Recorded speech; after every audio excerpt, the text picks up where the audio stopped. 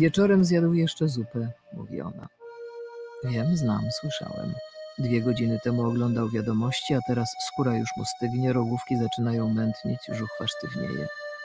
Powiedziała jeszcze, wychodzę z psem. Usłyszałem nagle huk, patrzę, leży, nie oddycha. Pies szczeka, jakby powariował. Tu zupa, tu pies, tu ktoś nie żyje, jakże to? Całe życie? Tak, proszę żony, całe życie. To jest opowieść o mieście. O Warszawie, której nie znałem, mieszkając w tym mieście wcześniej przez 10 lat. Praca w ratownictwie medycznym daje taki wyjątkowy dosyć przywilej, że wchodzimy do ludzkich domów. Mam o Grochowie nakłamane. Czasem myślę, żyją tu tylko stare kobiety i pijani mężczyźni w średnim wieku. Tak jakby ta dzielnica była szachownicą i dało się stanąć tylko na białym lub czarnym polu. Seriami lub na zmianę. Jadwiga, 87 lat, zawroty głowy. Henryk, 49 lat, uraz nosa, czuć alkohol. Pelagia, Janusz, Danuta, Leszek, Elżbieta, Ryszard, Grochowskie bingo. Ta praca w pogotowiu się kojarzy z jakimiś takimi wydarzeniami nadzwyczajnymi, a ja też chciałem, żeby ta książka opowiadała o takiej orce na ugorze, o tym takim zmaganiu się z niezbyt spektakularną materią życia, bo myślę, że wystarczy popracować w tym systemie kilka miesięcy, żeby zorientować się, że w pracy, która miała polegać na ratowaniu życia, to tego ratowania życia jest dosyć mało. My wolelibyśmy reanimować wyciągniętych spod tramwajów, a ona chce opowiedzieć, że sąsiad to kanalia i był w ZOMO. My oddalibyśmy królestwo za pół godziny drzemki, a ona spieszy poinformować nas, że wnuczka studiuje handel w Dortmundzie. Wiedzą panowie, w Niemczech. My wiemy, gdzie jest Dortmund, bo tam gra Borussia Dortmund, ale też chcemy wiedzieć, w czym konkretnie możemy pomóc. Powtarzam, ale konkretnie, pani Leocadio, zdanie wytrych. Czego oczekuje pani od zespołu ratownictwa medycznego? Ona wstydzi się powiedzieć, że ulżyć to możemy tak ogólnie, w istnieniu. Ratownictwo medyczne było zawsze moją pasją, ogromną. Ja chciałem to robić. I to jest, no można nawet powiedzieć, chyba pułapka, w którą wpada wielu młodych, entuzjastycznych ratowników medycznych czy lekarzy. Co mamy? Leży. Jeśli Marcin jest w dobrym humorze, to treści wezwania nie komentuje. Jeśli jest w złym, to ma na ten temat swoje wyrażone głośno zdanie. Kurwa jego mać. Zwykle taki pacjent w ogóle nie jest pacjentem, tylko zasnął. Leży, wystarczyłoby go dotknąć i obudzić. Włączamy po drodze sygnały, bo jednak czasem leży groźnie, na przykład wtedy, gdy jego serce przestało pracować. Ale pierwszą pomoc przed przyjazdem karetki raczej otrzymują ludzie czyści. To jest zadanie każdego pracownika systemu ratownictwa medycznego, żeby spoglądać w siebie raz na jakiś czas i patrzeć, czy to jest ten moment, w którym być może warto zrobić sobie przerwę albo w ogóle odejść z tej pracy. Niech się we mnie nie wgapiają z nadzieją, że pomogę, albo z wyrzutem, że boli, albo ze złością, że przyjechałem tak późno, albo z rezygnacją, że już po nic. Chcę wchodzić do miejsc niezauważony i wychodzić z nich, kiedy mi się podoba. Chcę odpowiadać, że nie mam pojęcia. Chcę pobyć niekompetentnym. A najważniejsze jest to, co moi koledzy z Grochowa myślą o tej książce, bo jakby mi powiedzieli, że nakłamałem i że to nie jest o ich świecie i to nie jest o nich, to żadna nagroda czy nominacja by nie zmieniła, żebym się czuł z tym źle.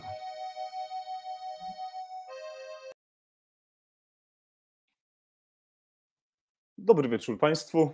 Mamy dzisiaj 8 czerwca 2023 roku. Ja nazywam się Jacek Borowiak, a Państwo oglądacie i słuchacie 91. odcinek Nuris Triget NT Live. Dzisiaj w kolejnej rozmowie, w kolejnych rozważaniach o medycynie przedszpitalnej, o bardzo ciekawym wątku, który został wpleciony przez życie, przez historię, przez pacjentów, przez nasze emocje, przez nasze postrzeganie prehospitalowego świata w taki bardzo specyficzny sposób. Zostały te nasze przemyślenia i spostrzeżenia i historie zaobserwowane w tej naszej pracy spisane przez Jakuba Sieczko, którego już gościliśmy na naszej antenie i bardzo się cieszę, że dzisiaj w taki wyjątkowy sposób będziemy mogli zaprosić Państwa do teatru. Dlaczego? Dlatego, że właśnie na podstawie książki Jakuba pod tytułem Pogo powstaje monodram. Ale za chwilkę o tym, drodzy Państwo, za chwileczkę wszystko się okaże, co, jak i dlaczego.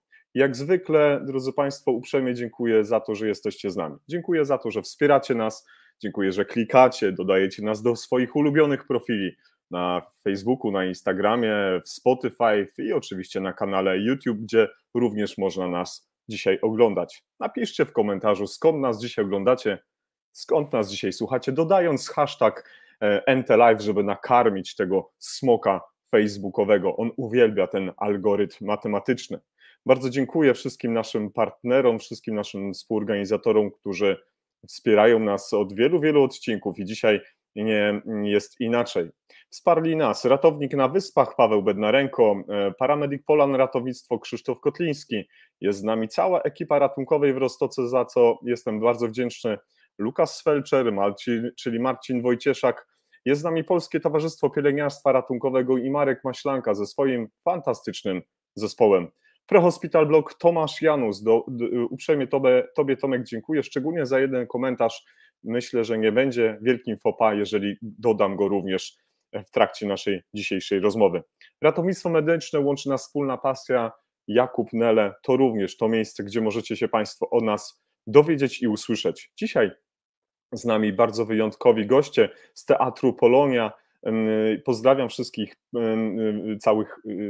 cały zespół załogantów, wszystkie te osoby, które tworzą te bardzo szczególne miejsce. Chciałbym bardzo podziękować i pozdrowić pana rzecznika prasowego Teatru Polonia, pana Jacka Rakowieckiego za pomoc, za wsparcie, za życzliwość i za bardzo uprzejmą rozmowę.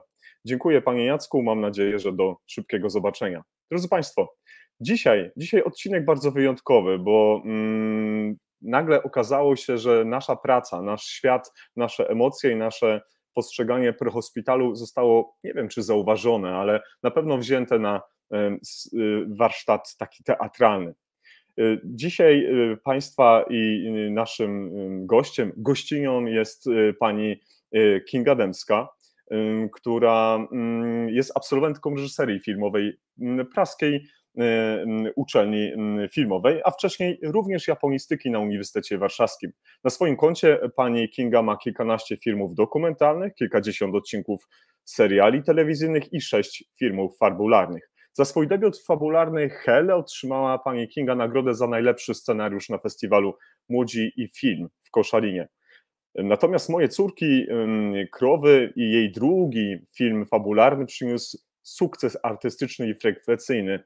Otrzymała pani Kinga za ten film nagrody publiczności, dziennikarzy oraz kin studyjnych i lokalnych na 40. Festiwalu Filmowym w Gdyni. Otrzymała pani Kinga również kilkanaście nagród na innych festiwalach w Polsce i na świecie. Jak dotąd pani Kinga Dębska wyreżyserowała czeską sztukę współczesną, również wykłada pani Kinga na Akademii Teatralnej w Białymstoku, w szkole imienia Andrzeja Wajdy i w szkole gdyńskiej, szkole filmowej. Jest mi ogromnie miło móc przywitać i zaprosić do naszego NTLive panią Kingę Dębską. Dobry wieczór pani. Dobry wieczór. Bardzo miło. Witamy w NTLive. Mam nadzieję, że ma pani się dzisiaj bardzo dobrze. Tak, mam się bardzo dobrze i może zacznę od tego, że chciałabym powiedzieć dziękuję wam wszystkim za to, że jesteście. Bo to jest tak, że my robiąc filmy, seriale, sztuki teatralne, my się tak trochę bawimy, a wy robicie coś naprawdę. Dlatego kiedy Marcin Hecnar, kiedy zaczęliśmy pracę nad tym spektaklem Pogo, tak sobie pomyślałam, że najważniejsze jest to, żeby Marcin troszkę pobył w waszej skórze i pojechał na nocny dyżur. I tak się stało. Żałuję, że nie ma dzisiaj z nami pana Marcina, bo ja bym zapytał, na co pojechał w pierwszy, jaki scenariusz znalazł w swoim rozkładzie jazdy jako pierwszy, bo każdy z nas swój wyjazd ten pierwszy pamięta do końca życia. I ciekaw jestem, ale może uda się w przyszłości pana Marcina. Ja panu mogę opowiedzieć na tyle, na ile wiem, bo Marcin bardzo to przeżywał, bardzo to przeżył. Ja tak sobie pomyślałam, no to ja już mam robotę zrobioną, bo on już to czuje. Czuje to swoją skórą. to było, na nim największe wrażenie zrobiła, bo on siedział ubrany w nasz teatralny kostium, który jest taki sam jak wasze kostiumy, czyli te odblaskowe kombinezony. I no, pacjenci no, przecież nie wiedzieli, że to jest aktor, tylko po prostu przeżywali. To jakiś Ukrainiec, któremu snopowiązałka odcięła nogę, czy tam kawałek stopy, no i po prostu my do dziś się zastanawiamy, jak to się skończyło wszystko. I to przede wszystkim jestem wdzięczna moim znajomym, kolegom, lekarzom, że umożliwili Marcinowi tą wyjątkową, to wyjątkowe uczestnictwo, bo to nie było proste. Tam go trzeba było ubezpieczyć dodatkowo i tak dalej, no ale się udało i możemy teraz spróbować w teatrze no pokazać to, z czym wy się mierzycie.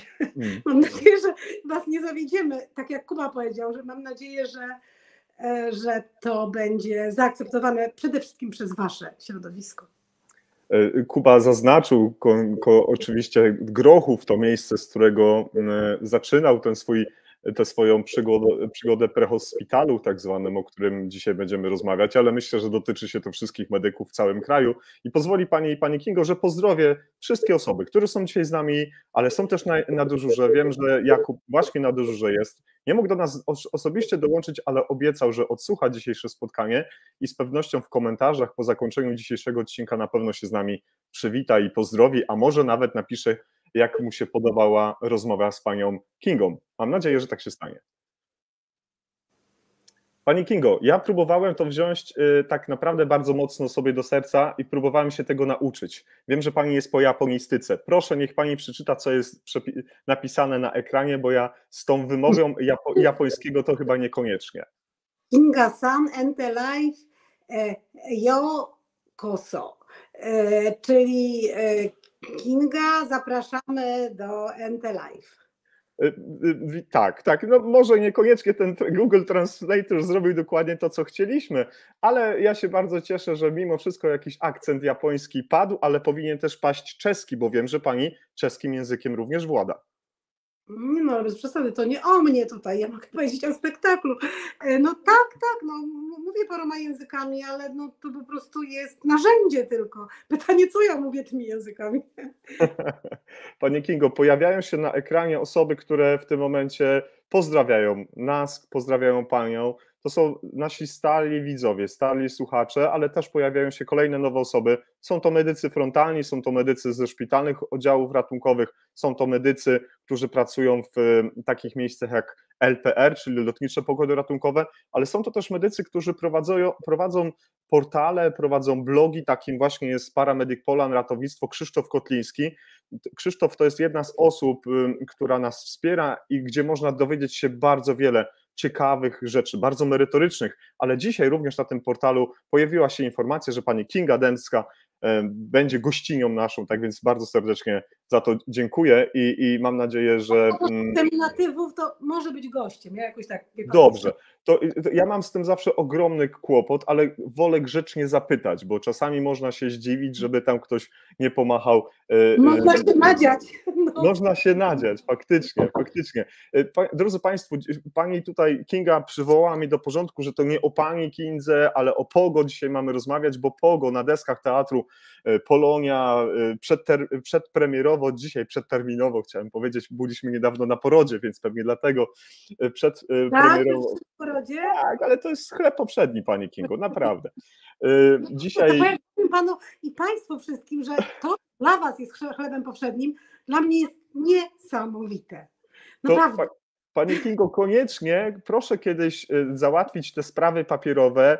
Tak pani powiedziała, ten odblaskowy kombinezon, to się w środowisku polskim ratowniczym nazywa fluo, takie odblaskowe, to proszę to załatwić i niech pani pojedzie na jakiś jeden dyżur na Grochów albo w inne miejsce i pani zobaczy, jak to wygląda jako reżyser filmowy, teatralny. Wystarczy, że Marcin pojechał, to już ale ja już sobie po prostu porobię sztuki w teatrze albo filmy, albo seriale, ale no bo ja też dużo robiłam medycznych różnych projektów, bo i reżyserowałam serial Na dobre i na złe i zrobiłam taki serial o przeszczepach nerek dla TVN-u pod tytułem Szóstka I praktycznie prawie we wszystkich moich filmach fabularnych coś się zawsze działo w szpitalu.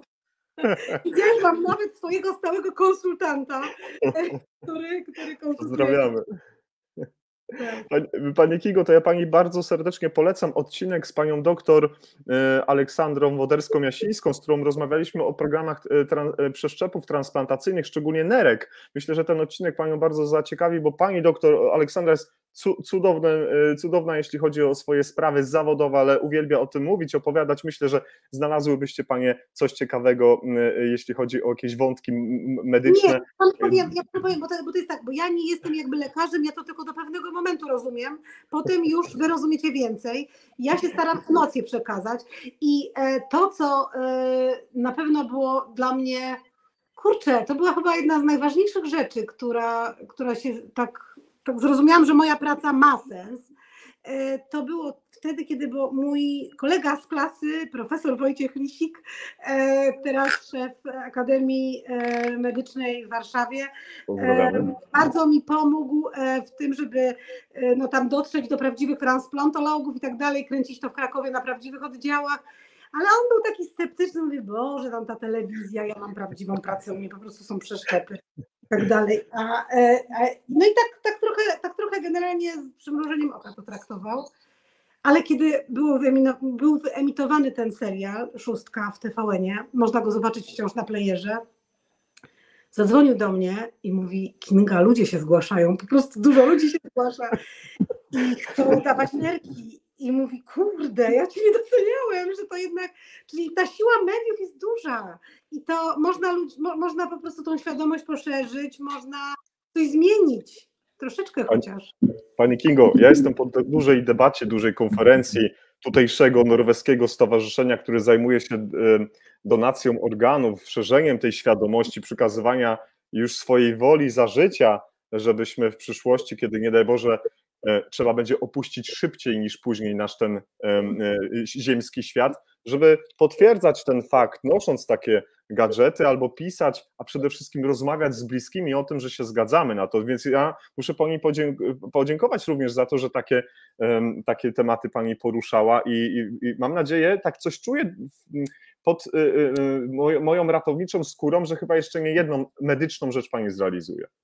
Ja kiedyś usłyszałam od takiej starszej pani doktor konsultantki, pani nefrolog, doktor Zofii Rancewicz, że ona mówi, Kinga, ty to byś mogła być lekarzem. No ale niestety nie chciało mi się tyle uczyć. Pani Kingo, ale wie Pani co, to wszystko przed Panią, bo ja kiedyś pamiętam...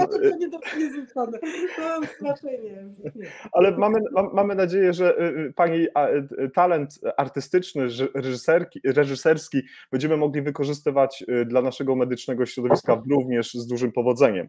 Pani Kingo, ja mam do Pani pytanie, czy Pani tańczyła kiedyś pogo? Guciu. O, Guciu. Ja mam psa tutaj, który bardzo ma zły charakter. Chodźcie, dobrze. Państwo. Jest z nami Gutek i jest z nami Lola, tak? Dobrze pamiętam? Tak, Lola? Tak. Guciu, już nie szczekaj, mysz. Pogo, no myślę, że może tańczyłam, jak byłam młoda, ale albo tak, bo mi generalnie to chyba muzyka za bardzo w tańcu nie przeszkadza, choć bardzo lubię tańczyć. Więc być może to było czasami i pogo, ale no myślę, że teraz najważniejsze zadanie przed PR-em naszego teatru jest sprawienie, żeby ludzie wiedzieli, że to chodzi o pogotowie. No bo właśnie, bo bardzo często jak słyszymy taki zwrot, w momencie kiedy została wydana książka Jakuba, Jakub był naszym gościem, Jakub opowiadał o tych kwestiach, które zostały spisane na kartach tej książki. Jakub przede wszystkim był zadowolony z tego powodu, że wiele razy o samej książce mówił i pewnie nieraz musiał odpowiadać na to pytanie, czy to chodzi o pogo, ten taniec, czy to chodzi raczej o to nasze pogotowie, ale Jakub był zadowolony z tego powodu, że mógł w końcu o pogo porozmawiać z medykami, w medycznym środowisku, więc nie musiał uważać na pewne słowa. Tak. W swoim naturalnym środowisku. Tak więc ja się bardzo cieszę, że również Pani kojarzy się to nie tylko pogo z tym tańcem rockowym, punk rockowym, ale również z nami. No to ja od razu tak zapytam, czy miała Pani kiedykolwiek wcześniej do czynienia z nami, z zespołami ratownictwa medycznego, czy to dawno, dawno temu, czy to może w jakiejś niedalekiej przyszłości, odpukać w niemalowane. Nie życzę pani kontaktu z nami, ale czy miała pani kiedykolwiek w życiu kontakt z ratownikami, z ratowniczkami, tak zwanych ZRM-ów? Kiedyś to się nazywało po prostu pogotowie ratunkowe, a teraz mówimy na to zespoły wyjazdowe, zespoły ratownictwa medycznego. No oczywiście, że miałam wielokrotnie. I Słucham. nie tylko ze swojego powodu, ale też z powodu, nie wiem, moich rodziców, którzy odchodzili, mojej teściowej. No i po prostu to na planie czasami się zdarzają takie sytuacje. No i tak, nawet ostatnio, to było śmieszne, ostatnio miałam, po prostu jakaś była polityczna dyskusja i się bardzo zdenerwowałam, po prostu, no bo była różnica opcji politycznych taka drastyczna. Ja poszłam na górę do swojego domu i czuję, że zaraz będę miała zawał albo coś. I zadzwoniłam po pogotowie. Nie, najpierw zadzwoniłam do pani psycholog mojej i ona do mnie mówi, słuchaj, wydaje mi się, że powinnaś zadzwonić po pogotowie. I oni przyjechali, no tam, no jakby, no to nie jest miłe na tym SOR-ze już po prostu, to nigdy chyba nie jest miłe.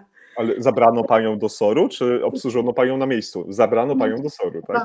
Zabrano mnie, No tak. dobrze, to ja zatrzymam się jeszcze. Jak przyjechał zespół, ja już nie będę pytał, w jaki sposób pani wezwała tę pomoc, ale jak już się zespół zjawił, to jakie pani ma odczucia albo wspomnienia? Ja wiem, że wspomnienia w tym momencie to nie do końca trafiona, dobra nazwa czy określenie. Ja mam takie poczucie, że jak ich słuchałam, no bo sobie tak rozmawiałam z nimi, albo głównie może ich słuchałam, bo to w sumie chyba nie była taka możliwość, żebym rozmawiała, bo byłam zbyt, że tak powiem, wystraszona swoim stanem, to słuchałam, że strasznie mało zarabiają. Okej, a już tak powiedzieli na pierwszej wizycie? Nie, oni między sobą rozmawiali właśnie, że i w sumie tam padł jeden chyba z tekstów z Pogo, że jeden to by gdzieś wyemigrował, może nie na Grenlandię, jak jest to w Pogo, ale tak, że tam po prostu, że są jakieś żenujące absolutnie stawki. Tak sobie pomyślałam, kurczę, ci ludzie są na pierwszej linii frontu i nikt ich nie szanuje.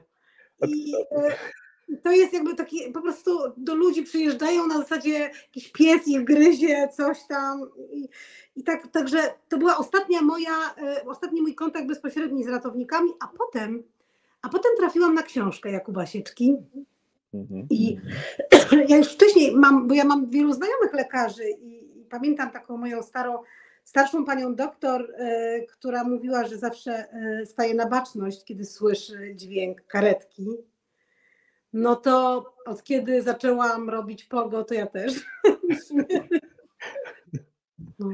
Niech tylko pani nie salutuje. I myślę, że na baczność nie trzeba, ale jak będzie pani... na baczność nie, ale robi mi to coś po prostu. Zaczyna mi się po prostu... Mam takie coś, że coś się dzieje komuś. Ja mam taką prośbę, może to też się wydawać trochę dziwna prośba i też ta reakcja może być różna, ale może następnym razem, jak będzie pani widziała mknącą po Warszawie, ale też nie tylko, bo wiemy, że pani bardzo dużo podróżuje, karetkę zespołu ratownictwa medycznego, to proszę im po prostu pomachać. Myślę, że się ucieszą. Obojętnie, gdzie to będzie. Naprawdę? No pewnie, że tak. A co stoi na przeszkodzie, żeby się uśmiechnąć? Tu, gdzie pracuję, tu, gdzie mieszkam na co dzień, ludzie podchodzą, witają się, mówią, co u ciebie, mogą podać tobie nawet butelkę z wodą, czy nie wiem, jakiś napój i powiedzieć, mówią też do ciebie, dobrze, że jesteście, dziękuję, że czuwacie nad nami. To jest takie normalne, więc ja myślę, że pomachanie do karetki pędzącej, czy samochodu strażackiego, czy pojazdu policji, którzy dbają o nasze bezpieczeństwo, chyba nie jest niczym złym. Tak mi się wydaje. Na pewno nie. Po prostu nie przyszłoby mi to do głowy. Ale super, to dzięki. Zrobię to. Doskonale. Ja myślę, że to jest bardzo dobry pomysł. W taki sposób można byłoby no właśnie pomachać i podziękować medykom. Pani Kingo, w jednym wywiadzie napisała pani, to było w kontekście pisania i kręcenia Hel. Korzystała pani ze swojego doświadczenia dokumentalistki. Powiedziała pani wtedy, że w jednym z tych wywiadów, że dokument uczy dyscypliny, otwiera oczy i głowę, sprawia, że reżyser potrafi dostosować się do sytuacji i nie trzyma się kurczowo scenariusza. Dokumentalistka wychodziła ze mnie na każdym kroku, też w fazie przygotowań. Spędziłam dużo czasu na oddziale dziennym szpitala psychiatrycznego, obserwując lekarzy i pacjentów, wciągnęłam też tam aktorów, ale Sława wysłałam nawet na spotkania grupy DDA, czyli dzieci dorosłych alkoholików. Proszę mi powiedzieć, czy w jakiś specjalny sposób gromadziła Pani wiedzę, czy tę świadomość właśnie o naszej pracy, o tym wszystkim, co powinno być dla dokumentalistki ważne? Może teraz jest Pani w roli reżyserki, przepraszam, reżysera, ale jak to się odbywało tak może mentalnie, może gdzieś Pani szukała? O ile gościni mi nie pasuje, to reżyserka chyba już może być. Bardzo proszę, nie będzie gościni, będzie reżyserka. Bardzo proszę. Tak. No, to jest, z każdym projektem jest inaczej. Hel był moim debiutem fabularnym, więc byłam taka tuż po dokumentach i bardziej zadłużona w tym świecie, ale z pewnością dalej tak jest, że ja się do końca nie trzymam tego, co napisałam tekstu. W przypadku Pogo, bo ja przepraszam, cały czas będę wracała do Pogo, bo uważam, że to nie jest o mnie, tylko o Pogo. Dobrze, zaraz będzie. Było inaczej, bo ja miałam poczucie, że ten tekst jest fantastyczny, absolutnie wybitny. Jest tekstem o pogotowiu, ale jest też tekstem takim o życiu, o śmierci eschatologicznym, takim po prostu takim uniwersalnym bardzo. I on opowiada dużo szerzej o człowieku, o kondycji człowieka na świecie, o jego szczęściu, nieszczęściu. Także on jest, Kuba tak ujął w takich prostych zdaniach bardzo dużą głębię i się starałam tego po prostu nie stracić. Więc to, co było trudne w Pogo, to były skróty, bo musieliśmy zabrzeć, no i tak jest trochę on za długi, będzie trwał niecałe 2 godziny, może tam godzina 45 się nam uda. Ale to jest długi bardzo spektakl, bo wszystko nam się wydawało istotne i cały czas trochę wyrzucamy, żeby ten spektakl nie był aż taki długi, bo to jest tak wiele rzeczy, które on obejmuje. Od konkretnych przypadków, po różne właśnie starzy ludzie, alkoholicy, życie nocne i tak dalej. I to wszystko jest fantastyczne, więc ciężko było się pozbywać. Ja jeszcze może powiem, nie wiem, czy pan to wie, bo pan nie jest tutaj, nie przygotowuje tego spektaklu z nami, więc ja państwu powiem, że to nie będzie taki normalny monodram. To będzie tak naprawdę duodram, bo razem z Marcinem Hycnarem wspaniałym, który właśnie nie może być z nami, bo on też cały czas pracuje i będzie na scenie fantastyczny muzyk, kompozytor i wykonawca muzyki Radek Luka, który kiedyś zrobił pamiętną muzykę do Pitbulla, pierwszego Patryka Wegi. Myśmy się tam wielokrotnie na naszych ścieżkach zawodowych spotykali, nie pracowaliśmy razem i teraz Radek jest kierowcą karetki i również tworzy wersję dźwiękową tego spektaklu, która dialoguje z Marcinem. On robi ten Grochów, on robi ten świat różny, po którym jedzie ten ratownik. Także to będzie fantastyczne połączenie. Super aktorstwo Marcina, dobry tekst, bardzo dobry tekst Jakuba Sieczki i jeszcze ta muzyka Radka Luki. Pani Kingo, wybiegła Pani troszeczkę w tym moim scenariuszu, ale ja się bardzo cieszę, bo przynajmniej jest dowód na to, że nic nie było konsultowane tutaj. Jest na żywo. To jest na żywo. Ja bym bardzo prosił Pani Kingo, jako jest Pani wykładowczynią akademicką, to ja bym prosił, żeby nas Pani teraz wyedukowała. Bardzo bym tu już będzie o Pogo, naprawdę już nie będzie mniej o Pani, ale na pewno będzie o Pogo. Ja nie chcę przytaczać definicji monodramu, bo wiem, że jest ona i prosta, ale też złożona, bo mamy 2 typy takiego monodramu. Pani Kingo, gdyby była Pani tak uprzejma wyjaśnić nam, każdemu Kowalskiemu, każdemu ratownikowi, ratowniczce, czym taki monodram jest i dlaczego akurat tę formę teatralną, artystyczną wykorzystała Pani jako narzędzie do tego, by pracować nad Pogo. No ale jak już powiedziałam, to nie jest do końca monodram. No właśnie, i o to chodzi, no ale jednak jest w ulotce monodram. No dobrze, no ale no mówię, więc to jest monodram to jest jeden aktor, mono, prawda, ale tutaj będzie jakby miał towarzysza na scenie. no to jest bardzo trudna forma, bo to po prostu jest, tylko najwięksi aktorzy dobrze to robią, żeby to utrzymać uwagę widzów na takim poziomie, żeby się po prostu widz nie nudził, żeby był cały czas, no żeby ta historia płynęła i opowiadała się i żeby było śmiesznie i wzruszająco i w ogóle wciągająco. Czy jest z aktorami. Dobrze, to zakładamy, że nie ma pana Radosława, jest tylko pan Marcin. To czym ten monodram jest? Jaka jest jego definicja? Czy to jest taki stand-up? No chyba nie. Nie. To jest, no aktor mówi tekst. No teraz ostatnio pani Krystyna Janda zrobiła w Teatrze Polonia monodram My Way. O sobie. Wspaniały monodram wybitnej osoby, więc bardzo polecam. I to jest po prostu aktor, tekst i tyle, więc to nie jest stand-up, to jakby oni chyba na żywo bardziej tak tworzą to, a to już jest w teatrze, jest tekst napisany. Ja zresztą jestem, tak między nami mówiąc, bardziej z filmu niż z teatru i lepiej Ale się czuję. tylko między nami. Ale no dobra, no ale jakby reżyser to jest zawód, który czasami się robi coś w filmie, czasami coś w teatrze, czasami w telewizji, czasami teledysk, no nie wiem, reklamę, różne rzeczy. To jest mój zawód, więc różnie bywa. No ale powiem też coś takiego, że to właśnie miłego a propos tych monodramów, bo najczęściej monodramy to są takie trudne, że trudno jest widzów do tego zachęcić, no bo sobie myślą widzowie jeden aktor i tylko najlepsi aktorzy są w stanie po prostu przyciągnąć tłumy i pochwalę się Państwu, że właśnie pani Krystyna, bo myśmy mieli robić na małej scenie, a pani Krystyna już nas przeniosła na dużą, także będziemy czasami na małej grać i to jest no taki już, jeszcze nie zrobiliśmy premiery, a już mamy mały sukces. No właśnie, to też gdzieś tam chciałem o to zapytać, jaki powód jest tego, że planowane przedstawienie, eksponowanie tego monodramu miało być najpierw na małej scenie, okazało się, że pani Krystyna Janda zdecydowała, że będzie na dłużej. No to od razu... Duże zainteresowanie jest bardzo i to jest wspaniałe, że jest taki po prostu jakiś run i jest zapotrzebowanie, no i to jest super. To dobrze, to uściślimy, dlaczego taką formę pani przyjęła, jako ten przekaz tego POGO, które chce pani nam pokazać wraz z dwoma aktorami, z całym zespołem. Za chwilkę ten zespół przedstawimy, ja wyświetlę tę ulotkę, którą od pani dostałem, ale akurat dlaczego ta forma przekazu przypadła pani najbardziej do gustu?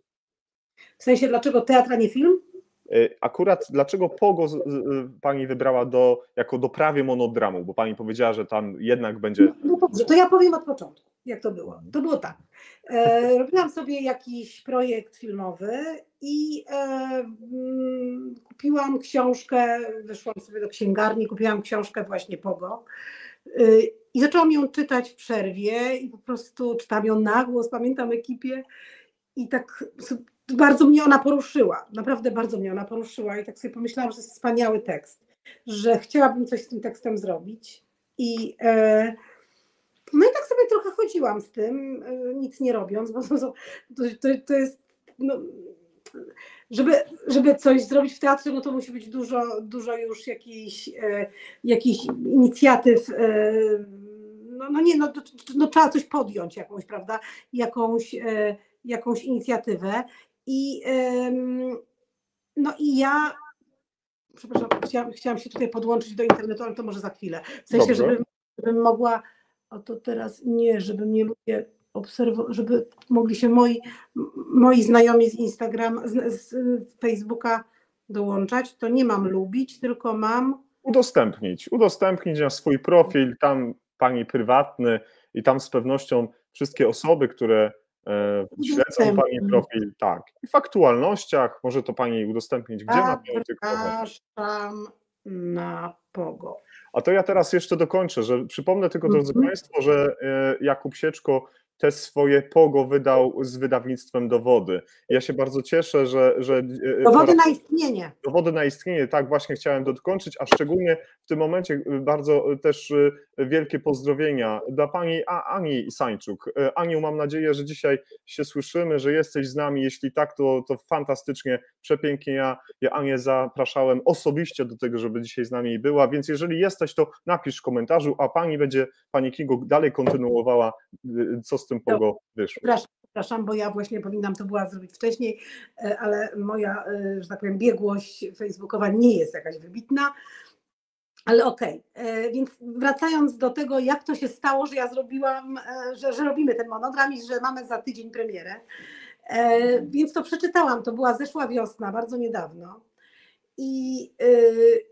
I miałam jakiś wolny, i zadzwoniłam do Jakuba Sieczki. Dostałam telefon od jakiejś dziennikarki znajomej, która zrobiła z nim wywiad. No i mówię, że to jest fantastyczne i że może coś bym z tym zrobiła. Najpierw myślałam o filmie. No i on mi powiedział, że prawa są już kupione. No więc mówię, okej. No i tak sobie pomyślałam, mówię, no to może w teatrze. I w związku z tym, że niedawno byłam na premierze sztuki w Polonii, w której to sztuce grał Marcin Hycnar i moja córka Maria Dębska. Sztuka się nazywała Mąż i żona i ja byłam absolutnie zachwycona grą Marcina, z którym zresztą notabene wcześniej pracowałam w serialach, jeszcze na początku jego i mojej kariery. Tak do niego podeszłam wtedy po premierze, mówię, Marcin, ty musisz grać, ty musisz dużo grać, jesteś wspaniałym aktorem. No i jak po tej rozmowie z Jakubem zadzwoniłam do Marcina i mówię, Marcin, musisz to przeczytać po prostu. Przeczytaj, jak tobie się też spodoba, tak jak mnie, to zrobimy coś z tym. Jakiś czas trwało, żeby Marcin to przeczytał, no bo dużo obowiązków, do jakiejś role i tak dalej. No ale jak przeczytał, to zadzwonił, mówi, Kinga, to jest fantastyczne, robimy to. Ale gdzie? No i to było takie naturalne w związku z tym, że ja go ostatnio zobaczyłam w Teatrze Polonia, Marysia tam grała. No mówię, spróbujemy zainteresować tym panią Krystynę Jandę. I to jest najlepsza teraz część historii. Pamiętam, była godzina 17, ja napisałam maila do pani Krystyny i ona takiego, no dzień dobry, nazywam się Kinga Dębska, no czym chciałabym zainteresować panią takim tekstem z Marcinem Hycnarem. I jakież było moje zdziwienie, że odpowiedź przyszła o godzinie 3 w nocy, że kończę czytać, kiedy się spotykamy, kiedy to wystawiamy. I o 9 pani Krystyna już do mnie zadzwoniła, no dobra, no to kiedy premiera? Także to tyle trwało, naprawdę. To ja pozwoli pani Kingo, że ja nie wiem, czy pani Krystyna nas dzisiaj słucha, pewnie ma Obawiam dużo się, pracy. że nie.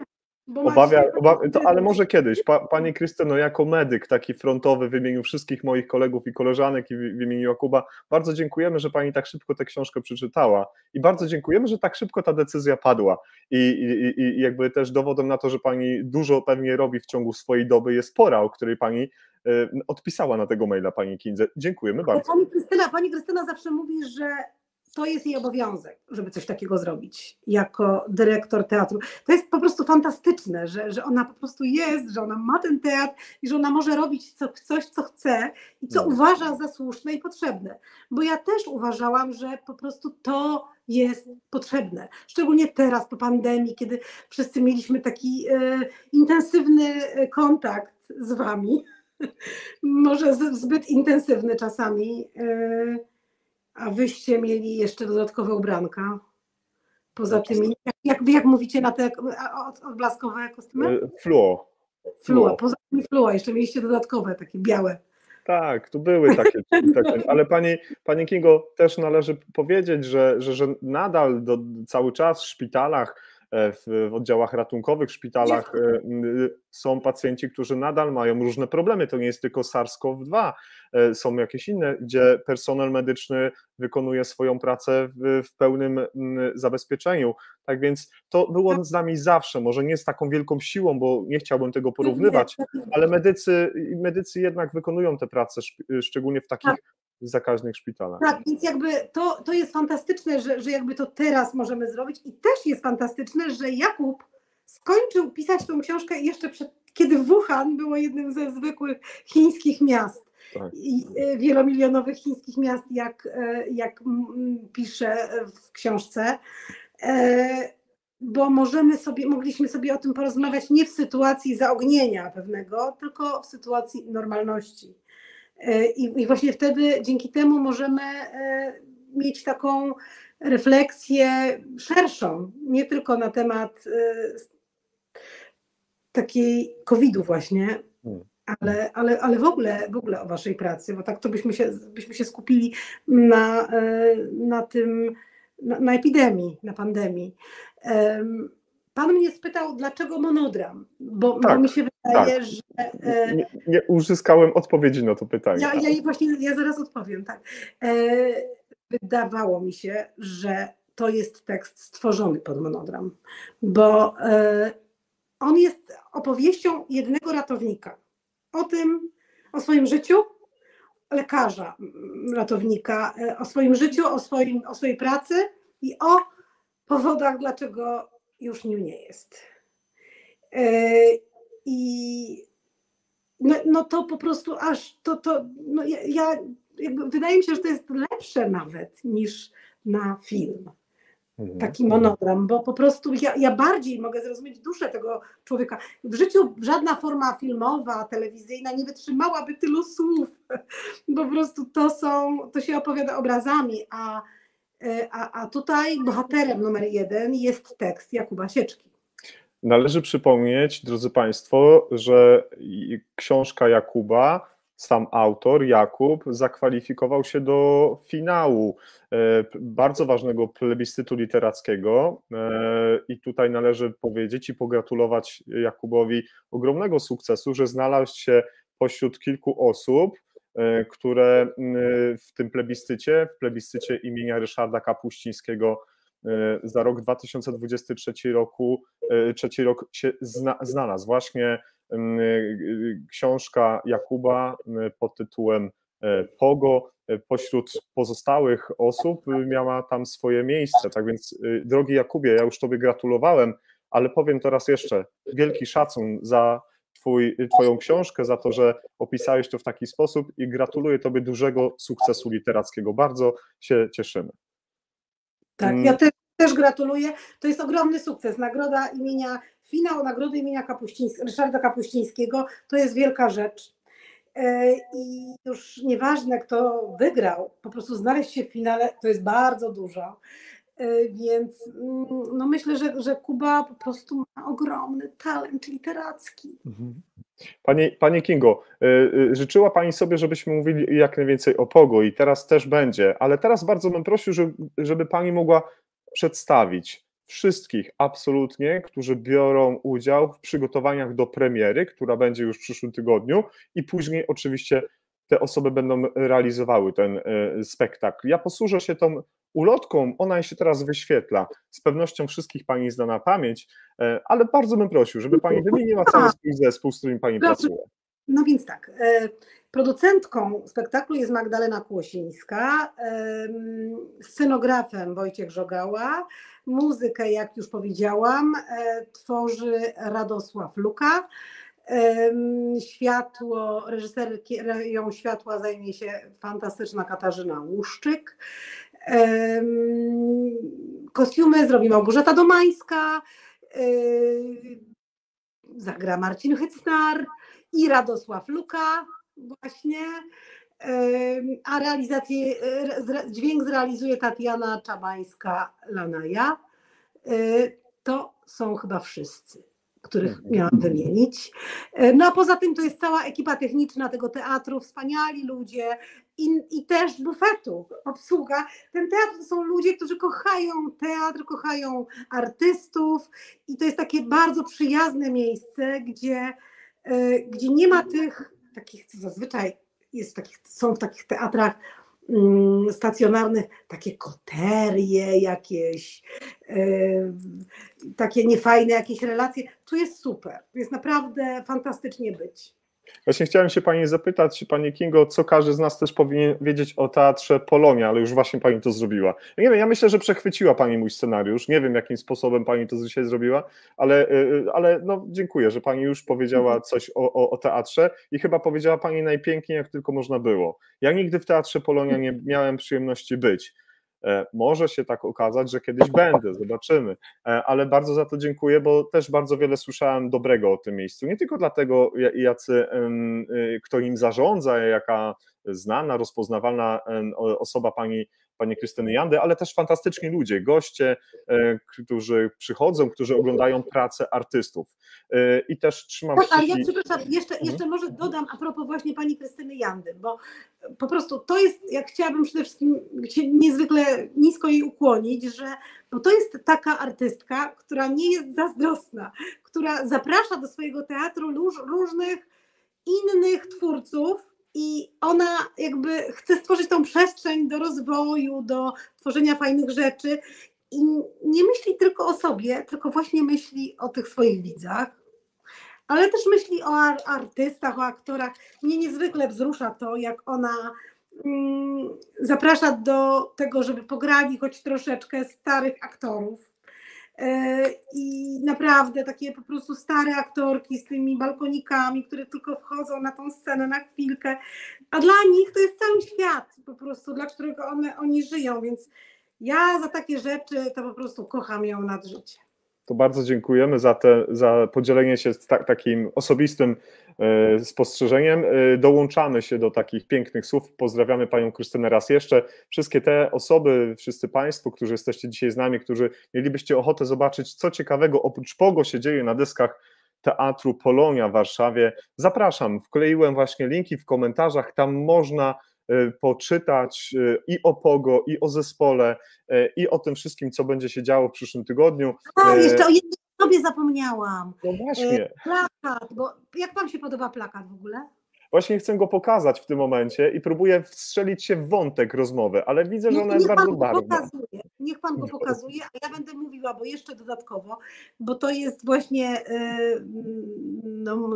plakat autorstwa takiego dużego nazwiska, artysty, który był w Stanach, teraz jest z powrotem w Polsce, we Wrocławiu, nazywa się Mirek Chudy i tak to zobaczył. No, ciekawa jestem, co Wy na to. Mnie się ten plakat podoba, ale no nie wiem jak Wy.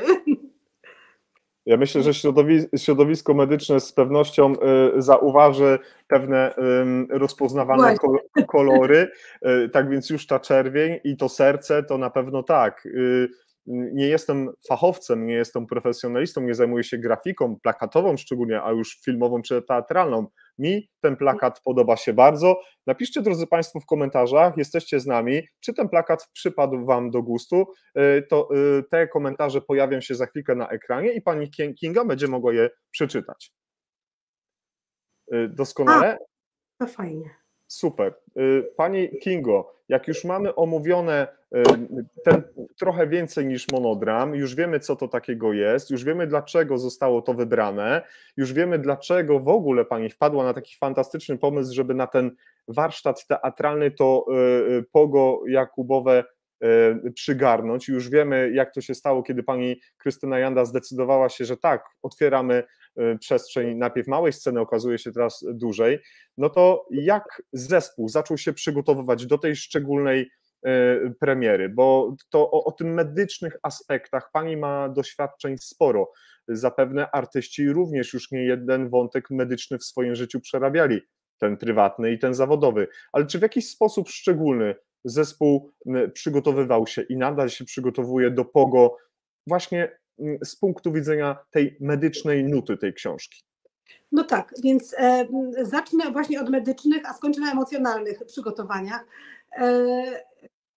Ja najpierw, kiedy robiłam adaptację, pokazałam ją właśnie pani doktor znajomej, żeby mi powiedziała jakby, czy to w ogóle wszystko ma sens, te skróty i tak dalej, i ona, Kubie też, i ona mi powiedziała, że to jest bardzo smutny tekst z punktu widzenia starszej lekarki. No ja nie chciałam, żeby to było takie do końca smutne, no ale no ci, którzy znają, to wiedzą, że to nie może być po prostu komedia romantyczna. No. Więc jakby to była kwestia tego wyboru. Potem rozmawialiśmy z ratownikiem, prawda, jakby jakie rzeczy, co i jak można by było pokazać, który współpracuje z teatrem. Marcin pojechał z karetką, to była, że tak powiem, konkretna bardzo rzecz, bardzo istotna, bo ja zrozumiałam, że tam musi być jak najmniej takiego aktorstwa, a jak najwięcej człowieka. No to po prostu to inaczej musimy do tego podejść niż do zwykłego spektaklu. I teraz właśnie o emocjach, bo jak zaczęliśmy próby czytane, bo się zawsze jak się robi próby, to się zaczyna od prób czytanych, potem powolutku wchodzi się na scenę, to producentka Magda Kłosińska cały czas płakała. To znaczy ona, szczególnie wątek dzieci, to był taki, że ona nie mogła po prostu mu podpowiadać Marcinowi, bo po prostu cały czas płakała, chlipała. Więc my mówimy, Magda, no nie możesz tego tak robić po prostu, bo ty siedzisz na spektaklu i potem jakby co, to coś tam może podpowiedzieć Marcinowi, ale Magda, no każdy z nas odbierał to tak osobiście, no ale jak mówię, to jest zasługa i Kuby, i Marcina Hycnera, który wspaniale to robi. Ja się po prostu staram nie przeszkadzać. Pani Kingo, bo to, co opisywał Jakub, to jedno, o tych emocjach, to drugie. Dzisiaj Marcin Wojcieszak, który jest dzisiaj z nami, wspomniałem, że Marcin prowadzi taki portal, nazywa się Lukas Felczer. Marcin jest dla nas jedną z takich najważniejszych osób w naszym świecie medycznym, który wskazuje pewne fakty, mówi o najnowocześniejszych doniesieniach ze świata medycznego z wielu miejsc na świecie, pokazuje, omawia wiele wątków i teraz Marcin napisał, że krzyż nawiązuje do Niebieskiego Krzyża dawnego pogotowia ratunkowego i to jest taki komentarz od samego Marcina, którego bardzo serdecznie pozdrawiamy, ale też Marcin opisał właśnie w swoim komentarzu do postu, który zawarł na swoim blogu czy profilu, że właśnie o te emocje bardzo chodziło, te emocje samego autora, jak on postrzegał tę sytuację, to już też na początku dzisiejszego naszego odcinka Jakub sam opowiedział, ale tu chodzi o pacjentów, chodzi o rodziny tych pacjentów, o bliskich, no ale też medyków, którzy w tym prehospitalu pracują. Ta medycyna przedszpitalna tak się też nazywa, prehospitalna. Tak więc myślę, że zespół miał bardzo chyba trudne zadanie, żeby się w tę wielowątkowość tych emocji wkręcić. Brzydkie jest słowo, ale chyba dobrze to oddaje. To było wspaniałe zadanie, bo to rzeczywiście jest tak, że ludzie często was nie rozumieją. I ja myślę, że ten tekst jest tak potrzebny i ten spektakl jest tak potrzebny, bo my powinniśmy was rozumieć, bo jesteście naszymi partnerami w tej grze, która nazywa się życie. I podajecie nam rękę, kiedy ona jest potrzebna. A często jest tak, że jest właśnie takie odium, szczególnie w Polsce, że to jest coś złego, że się boimy, że jakby i też ja jako człowiek często sobie zadawałam pytania, na przykład w szpitalu będąc, czy coś, dlaczego ten lekarz jest taki niesympatyczny? Dlaczego on mi nie może powiedzieć tego po prostu, dlaczego on nie może mieć dla mnie więcej czasu, tylko ma, nie wiem, ucieka czy coś. I trochę jak już śni mi się pogo, bo jesteśmy w takim momencie przed premierą, że już mi się to śni, to bardziej rozumiem i lekarzy, i ratowników, i bardziej z nimi współodczuwam. Także teraz już bardziej rozumiem, dlaczego właśnie ktoś może mi odburknąć. No właśnie, bo ja tu nie chcę stawiać się w jakiejś takiej roli adwokata naszego środowiska. Sam jestem medykiem od kilku już lat, może niewielu, ale już parę tych lat minęło.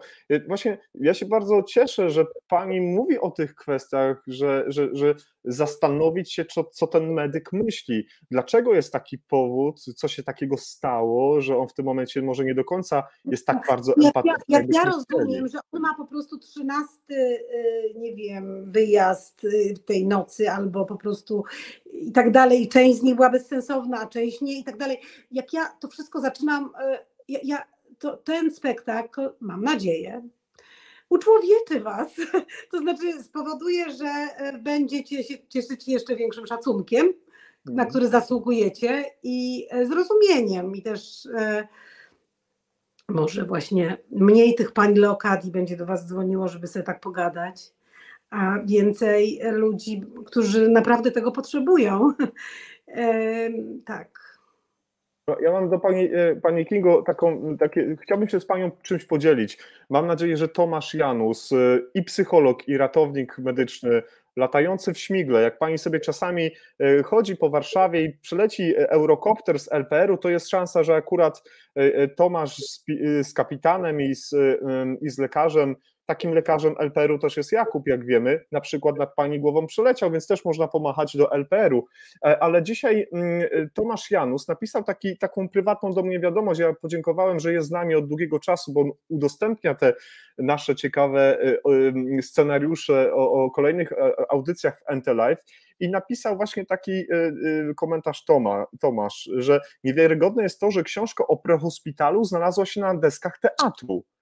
I ja napisałem mu w wiadomości zwrotnej, że Tomasz, ja mam takie poczucie, że to jest taki moment zwrotny w tym, że może społeczeństwo będzie troszeczkę inaczej patrzyło na nasz świat. Nie chcę, żeby usprawiedliwiało nasze błędy, czy naszą głupotę czasami, albo brak empatii, ale może inaczej spojrzy na nasze zachowania. Bo nie chcę, żeby to usprawiedliwiło naszych błędów. Bardzo bym chciał, żeby tak było, ale chyba coś się dzieje takiego, że skoro teatr się zainteresował czymś takim jak prehospital, no to coś się dzieje. Idą zmiany. Idą zmiany, ale to ja pamiętam, jak Marcin Hycnar wrócił z tego swojego dyżuru, powiedział, że kurczę, ja bym mógł być takim ratownikiem. To jest prawdziwa, to jest coś prawdziwego, to jest prawda. Bo my, no tak jak powiedziałam na początku, my buszujemy w nieprawdzie. Robimy, że ona wygląda jak prawda, albo wychodzimy od prawdy, ale to wszystko jest jakby to sztuka, czy to jest film, czy to jest teatr, to jest jakaś kreacja, to nic nie jest naprawdę, a wy macie po prostu sprawy ostateczne. I od każdej waszej decyzji zależy, i od tego co za waszej diagnozy zależy no po prostu życie ludzkie i to jest niesamowite. Pojawiają się komentarze, między innymi ten, o który żeśmy prosili, jak Państwu podoba się plakat. Jest z nami dzisiaj pani Magdalena Magda. Pani Magdaleno, dziękuję, że jest Pani dzisiaj z nami, że znalazła Pani chwilę czasu dla Pani Kingi, dla mnie, dla NT Live i Pani Magdalena napisała, że plakat jest minimalistyczny, pomimo tego dużo można z niego wyczytać, jest intrygujący. Ale ja się chciałam zapytać, czy wy rozumiecie to, co jest pod tym krzyżem, że to jest po prostu trochę taki krzyż, że tak powiem, nagrobny. Niech każdy odczyta tam, co chce. Mam nadzieję, że podzielcie się Państwo. To rzeczywiście bardzo chyba najlepszy sposób na to, żeby wiedzieć więcej. Ale pani Magdalena napisała też bardzo ważną kwestię przed momentem. Ja umieszczę ten komentarz. Dziękujemy za zrozumienie, jednak pacjent nie powinien być ofiarą naszych frustracji, przepraszam. Tak więc to, co powiedziałem przed chwilą pani Magdaleno, że ja się cieszę, że rozumie nas trochę inne środowisko niż tylko medyczne czy branżowe, okołobranżowe, ale to też nie może usprawiedliwiać naszych błędów, naszej niewiedzy i naszej pasywności w wielu kwestiach. Absolutnie, ale wszyscy jesteśmy tylko ludźmi i wy i my. I to jest jakby często tak, że my jako pacjenci często nie rozumiemy, że wy też jesteście ludźmi. A dzięki takiemu pogo w teatrze i w książce też, przede wszystkim w książce, no to może bardziej zobaczymy, że wy jesteście tacy sami jak my, tylko po prostu po drugiej stronie tej karetki. I no po prostu też was boli, macie różne dni. No, człowiek nie jest supermanem. Chciałby, nie. Będzie się pani śmiała, pani Kingo, ze mnie, ale kolejne pytanie, jakie chciałem pani zadać, to takie, na które pani już znowu mi odpowiedziała. W jaki sposób przedstawienie takiego... Właśnie, chodzi, no to w jaki sposób przedstawienie takiego reportażu na deskach teatru, szczególnie takiego teatru, no może pomóc środowisku medycznemu w Polsce i tym frontalnym medykom, i tym medykom w SOR-ach, tam gdzie pani też niedawno miała okazję być, niestety dla siebie pewnie trudno, bo był problem zdrowotny, no ale właśnie, czy możemy teraz już zastanowić się, do czego to może doprowadzić taki spektakl, takiego Nie, ale nie bądźmy naiwni, że jakiś spektakl w teatrze zmieni sytuację polskiego ratownictwa, bo my nie jesteśmy politykami, nie tworzymy polityki, nie bardziej mentalny, bardziej bardziej mentalny. To już odpowiedziałam, myślę, panu na pytanie, że, tak. to jest kwestia zrozumienia, świadomości, empatii w stosunku do was. Że my od was żądamy empatii, a tej empatii do was, no rzadko ją mamy. Napisała do nas Izabela. Iza, cześć, cieszę się, że jesteś z nami.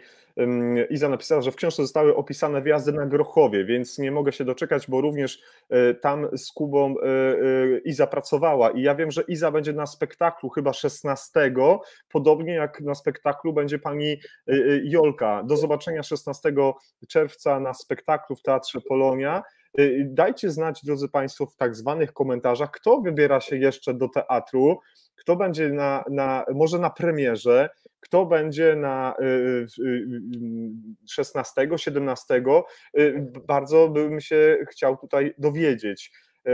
A ja chyba mogę pani... Słuchajcie, ale to jest fantastyczne, po prostu już środowisko medyczne wreszcie pójdzie do teatru. Tak. I to jest po prostu genialne, że ten teatr jest po prostu o was, dla was i to jest no super, światła na was teraz. Pani Kingo, trochę żeśmy na ten temat rozmawiali, ale ja chyba pani się nie przyznałem. Ja właśnie dostałem potwierdzenie, że ja będę z państwem 15 w Warszawie. A myśli pan, że ja tego nie wiem? Wiem. To jest super. I tutaj podziękowania dla pana rzecznika prasowego, pana Jacka Rakowieckiego za zaproszenie, za wejściówkę, za to, że będę mógł z państwem być. Tak, lecę, drodzy państwo, do Warszawy, będę w Teatrze Polonia, będę miał okazję gdzieś tam na jakimś ostatnim miejscu usiąść i wpatrzeć się w to, co artyści chcą nam pokazać. I bardzo jestem podekscytowany tym wyjazdem do Warszawy i nie ukrywam pani Kingo, że mam ogromną frajdę z tego powodu, bo tak jak powiedziałem wcześniej, nigdy w Teatrze Polonia nie byłem, a teraz jeszcze taka branżowy scenariusz, to musi być naprawdę wielkie coś. Dla mnie ogromnie. Ja zapraszam wszystkich medyków, no bo myślę, że będziecie mieli jeszcze więcej radochy z tego spektaklu niż nie medycy, bo wy będziecie czytali między wierszami więcej. Pani Kingo, z nami jest dzisiaj wiele osób prowadzących własne profile prywatne albo też społecznościowe. Przeróżne są to wpisy. Wiele osób jest na dyżurach. Ale ładnie coś napisał, że to bardzo jest ładnie. płynięcie, tak jak Kuba stopniowo tonie wraz z kolejnymi rozdziałami. No. Może pani przeczytać ten cały komentarz dla słuchaczy na Spotify? Bardzo proszę. Dla tych, który jest przepyszny, uderza mnie podstawa krzyża i wyraz twarzy bohatera.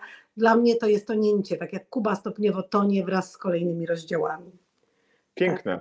RH plus Medycyna Ratunkowa. Dziękujemy za ten komentarz, dziękujemy za to, że jesteście z nami nie po raz pierwszy. Ja to bardzo sobie cenię, kiedy ten zespół widzów i słuchaczy poszerza się o nowych członków, nowe członkinie, a pani Ela Piotrowska napisała, że będzie 17, a środowisko medyczne chodzi do teatru. Często w Łodzi, na premierach spotykam medyków, a dla mojego syna, chirurga, teatr to odskocznia.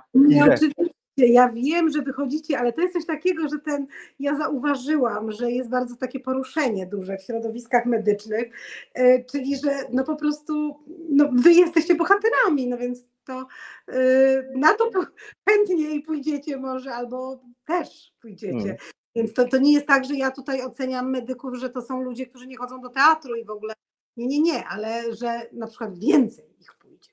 Tak, drodzy Państwo, oknami i drzwiami należy się teraz dobijać do wszystkich miejsc kulturalnych, a jak już będziecie, drodzy Państwo, w Warszawie, to tak jak już wspomniałem wcześniej, z panią Kingą o otwartości Teatru Polonia, pani Krystyny Jandy i całego zespołu. Myślę, że nikt was stamtąd nie przepędzi. Pani Agnes K. napisała taki komentarz: liczę na to, że treść POGO zmieni zachowania ludzi. Zastanowią się 2 razy, zanim zawołają pogotowie do niezagrażającej życiu dolegliwości. Taki komentarz, taka refleksja. Dziękuję pani Agnes za to, co pani napisała. Zgadzam się z panią. Tak? Zgadzam się z panią, tak, zgadzam się. To mniej więcej też to powiedziałam, bo to jest ważne. No to jest też kwestia tego czasu, ile jedzie pogotowie, prawda? To jest jakby różnie to bywa. Pani Kingo, czy dotychczas, bo prace jeszcze trwają, do premiery jeszcze kilkadziesiąt godzin, ale czy już teraz, w trakcie przygotowań, może pani zdradzić jakieś pikantne szczegóły? Czy coś już się wydarzyło takiego, co zapadło już pani w pamięć i będzie już z panią przez długi czas w trakcie pracy nad tym materiałem? Już było o łzach, było o emocjach, już pani o tym powiedziała, ale może jeszcze coś takiego mogłaby pani dołożyć do tej swojej dzisiejszej obecności w Entelive? No, wiele rzeczy jest zabawnych, wiele jest śmiechu w tym spektaklu. Naprawdę to, jak niektóre rzeczy są podawane, na przykład kontrast życia versus seriale i filmy medyczne, będzie mega śmieszny. Także to myślę, że jest duże nasze szczęście, że się nam udało, że to nie jest tylko mroczne, ale dużo jest tam takiego śmiechu, uzdrawiającego śmiechu, mam nadzieję, widzów. To tak jakbym miała się was zapytać, a co się panu w pracy zdarzyło dzisiaj albo wczoraj? No milion rzeczy, wszystkie ważne i powiedzieć, że któraś ważniejsza? No to jest cały czas jesteśmy w procesie, jak mówię, mnie się już to POGO śni po nocach i te teksty już to jest, jesteśmy na takiej ostatniej prostej, więc dużo emocji, chcemy to wszystko donieść do końca, tak, żeby to było po prostu przepiękne dla państwa, też formalnie, żeby to nie było po prostu, bo to nie jest tak, że człowiek na scenie i nic, tylko to jest po prostu, my tam stwarzamy świat na tej scenie, my grochów stwarzamy i to jest właśnie, jesteśmy w pracy i to jest dla mnie najfajniejsze w mojej pracy, że to się tak powolutku stwarza. To jest super. To jest taka trochę zabawa w Boga. Pani Kingo, nie skracajcie tego spektaklu. I czasami piszą do nas widzowie, że czasami może te odcinki Entelive są może trochę długie i trzeba je wchłaniać czasami na 2 albo 3 razy. Ja oczywiście nie chcę powiedzieć, że macie państwo pobić rekord najdłuższego odcinka, który trwał na żywo prawie 4 godziny i było z nami blisko 180 osób, ale ja bym prosił, nie skracajcie, grajcie tyle, ile będzie trzeba. Tak robimy, nie robimy tego na siłę, nic nie skracamy absolutnie, ale nie robimy przerwy, więc po prostu my musimy myśleć też o po prostu wyporności pęcherzy, widzów. Ja się śmieję, jesteśmy w środowisku medycznym i takim towarzystwie, pani już jest nasza, to ja powiem, że kiedy był odcinek z profesorem Klaudiuszem Nadolnym, pozdrawiam cię Klaudiuszu, to powiedziałem do Klaudiusza tak żartobliwie, że mogliśmy wejść w współpracę z jakąś firmą farmaceutyczną, która robiła środki na hemoroidy, bo bylibyśmy w tym momencie bardzo zarobieni. Ale pani Kingo, może nie o samych hemoroidach, ale może o czymś również atrakcyjnym. Jest z nami Jakub, właśnie do nas napisał, że jemu POGO też się śniło po nocach, zupełnie panią rozumie i pozdrawia po zakończonym właśnie dyżurze. Oddaję tutaj głos pani w kierunku Jakuba, na pewno się ucieszy. No to pozdrawiam cię, Jakubie. Mam nadzieję, że dzisiejszy dyżur był owocny i po prostu wszystko się dobrze skończyło. tak, to prawda. To jest tak mocne, to jest tak silne, to jest tyle emocji, które już ze mną będą zawsze.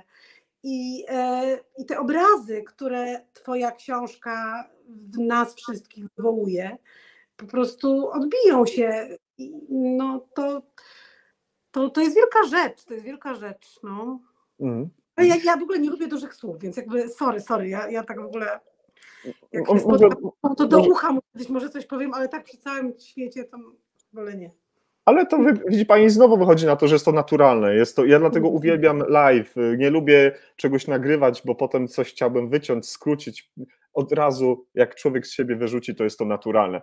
Ja myślę, że Kuba pewnie jest trochę tam może rozczarowany, że go tak nie zapraszałam na próby wcześniej, ale ja chciałam, żeby on już zobaczył, jak to już jest, jak to już działa, te wszystkie, jak teraz opowiadałam o tych środkach, które po kolei każdy budują ten świat, no to kiedy już będzie ten świat, chciałam go zaprosić, a nie kiedy jest tylko troszeczkę. Ale ja myślę, że Jakub chyba nawet trochę celowo by może nie chciałby na tych próbach być, bo chce pewnie zobaczyć, jaki będzie efekt końcowy. Nie wiem, nie jestem adwokatem Jakuba, ale mam nadzieję, że tak jest. Jakub, napisz, jeśli... Tak, on przyjdzie na próbę generalną. Tak. Wiem, że już przyjdzie. Drodzy Państwo, zachęcam Państwa do tego, żeby może skierować do Pani Kingi jakieś pytania, jakieś spostrzeżenia, jakieś ciekawe... Tak, bo powolutku już będziemy kończyć. Będziemy kończyć, Pani Kingo. Oczywiście mam dla Pani zaplanowane jeszcze dwie kwestie, o których chciałbym porozmawiać. Jakub Sieczko napisał, nie ma rozczarowania, jest ekscytacja, drodzy Państwo. O 20:11 o tej ekscytacji Jakub napisał, tak więc bardzo się z tego powodu cieszę. Pani Kingo, ja bym chciał zapytać o to, jak Pani by chciała, jak Pani by sobie to wymarzyła, z czym widzowie po spektaklu powinni pójść do domu po POGO? Co Pani by chciała najbardziej, żeby czego chciała, tak, no chyba to ostatnie zdanie książki i spektaklu, czyli być wydolnym krążeniowo i oddechowo, to całkiem dużo. Czyli cieszmy się z tego, co mamy, bo to jest już bardzo dużo, że możemy sobie po prostu właśnie tutaj pogadać. To ja się pod tym podpisuję, bo rzeczywiście jako medyk, który pośród moich kolegów, koleżanek, wspaniałych ludzi, których znam i w Polsce i tutaj w Norwegii, od których nauczyłem się bardzo dużo, od których nadal podglądam ile mogę. Mógłbym tutaj całą plejadę ich wymienić, ale myślę, że te osoby wiedzą, że właśnie ale myślę o was. Ale Pan powiedział coś takiego, jak zaczęliśmy rozmawiać na WhatsAppie, że pogotowie w Polsce jest nawet lepsze niż w Norwegii? Ja jestem ambasadorem jak Tony Halik polskiego EMS-u, polskiego prehospitalu. Tak, Pani Kingo, zgadza się. Takie mam zdanie o polskim systemie i pomimo wielu rzeczy, które trzeba wyregulować, poprawić, jest z nami dzisiaj Bartek Zimoch, który nas słucha. Bartek jest takim sprawdzaczem tej naszej rzeczywistości, pokazuje, gdzie są błędy, które trzeba wyeliminować i pewne rzeczy, które trzeba naprawić, ale jesteśmy dumni z tego, że w tym EMS-ie pracujemy czy pochodzimy, bo naprawdę jesteśmy jednymi z najbardziej kompetentnymi specjalistami w tej branży i ja się z tego powodu bardzo cieszę. Ale może odchodząc troszkę od tego wątku, wiem, że Pani już chciałaby kończyć, jakie jeszcze książki Pani widzi o tematyce medycznej, albo jakieś historie, może sytuacje, tak jak uderzyło Panią samo POGO, chciałaby Pani w przyszłości na ten warsztat teatralny, ale albo może nawet filmowy, fabularny, może serialowy wrzucić? Nie, to nie jest tak. Jak mnie coś w serce uderzy, to wtedy to dopiero się tym zajmę. To nie jest tak, że ja sobie tak po prostu planuję na zaś. No nie, ja po prostu jak mnie coś po prostu walnie, po prostu jak coś mnie zafascynuje i się to po prostu ja idę za emocją. Także no, ja pamiętam taki moment, że sobie powiedziałam, już nigdy więcej scen w szpitalach. Koniec. Kolejny scen piszę, żadnej sceny w szpitalu. No i znowu mam. Teraz właśnie niedługo będzie premiera mojego kolejnego filmu, Święto Ognia. To jest też adaptacja tylko książki innego wspaniałego pisarza, bo Kuba już jest pisarzem, Jakuba Małeckiego. Tak, także to jest jesień. Ale teraz ale teraz po prostu trzymajcie kciuki, żeby nam to Pogo się po prostu dopiściło do końca i żeby było to, żeby był to wielki sukces i żeby przede wszystkim był to taki mentalny sukces, żeby to Pogo tak troszeczkę zmieniało mentalność ludzką. Pani Kigo, w takim podsumowaniu już trochę padło, ale chciałbym, żeby to wybrzmiało, bo myślę, że medycy bardzo się ucieszą, jak usłyszą to tak właśnie w podsumowaniu. Co takiego jeszcze chciałaby Pani przekazać medykom pracującym w prehospitalu i tym na kołach, i tym w oddziale ratunkowym, i tych w statku powietrznym, i wszędzie tam, gdzie definicja ratownika jest taka sama. Każdy, kto ratuje zdrowie i życie, jest ratownikiem. No ja po prostu chciałabym powiedzieć to, od czego zaczęłam, czyli dziękuję. Po prostu dziękuję za to, że jesteście. Doskonale. I chyba z czymś takim, jako taką puentę naszego dzisiejszego spotkania zostawię. Ja pozwolę sobie wkleić, może nieudolnie, ale jednak używając Google Translator, kolejny napis po japońsku. O matko, bo dawno nie czytałam. To teraz proszę. Arigato gozaimashita. Dziękuję bardzo, Kindze. Warusiała no pogo poroniade, aimasioka. Czyli spotkajmy się w Polonii. Dziękuję Pani Kingo za przyjęcie zaproszenia i do zobaczenia w Warszawie. Do zobaczenia, dziękuję. Drodzy Państwo, to był, Pani Kinga już uciekła tak bardzo szybko, ale żeśmy się umówili, że godzina 15 i odcinek zamkniemy, tak żeby Pani Kinga mogła zająć się swoimi psiakami. Mam nadzieję, że jesteście, drodzy widzowie, drodzy słuchacze, zadowoleni tym, co żeśmy dzisiaj dla Państwa przygotowali. To jest taka zapowiedź tego wszystkiego, co będzie działo się za kilkadziesiąt godzin w Warszawie. Pisaliście do nas dzisiaj, że będziecie 16-17 na kolejnych edycjach tego spektaklu. Bardzo Was proszę, gdybyście byli Państwo tak uprzejmi napisać do nas na nasz adres mailowy bądź na profil facebookowy, jak wrażenia, co Wy żeście dla siebie wyciągnęli z tego monodramu, jak się okazuje, że takim typowym nie jest, bo jednak będą tam dwie osoby, dwóch artystów. Co dla siebie zabraliście? Co dla siebie przechwyciliście z tego miejsca i z czym z tego teatru wyjdziecie? Dajcie do nas znać. Wakacje się zbliżają już pomału. Tutaj też należy powiedzieć, że praktycznie został nam ostatni odcinek Ente-Live w tym sezonie trzecim. Dzisiaj na Instagramie mówiłem do Państwa, że trzecie urodziny właśnie mieliśmy. Mamy nadzieję, że jeszcze troszeczkę będziemy mogli coś tutaj dobrego w tym medialnym świecie dla ratownictwa zrobić. Trzymajcie Państwo kciuki za wszelkie słowa życzliwości, za wszelkie miłe komentarze, za to, że jesteście z nami.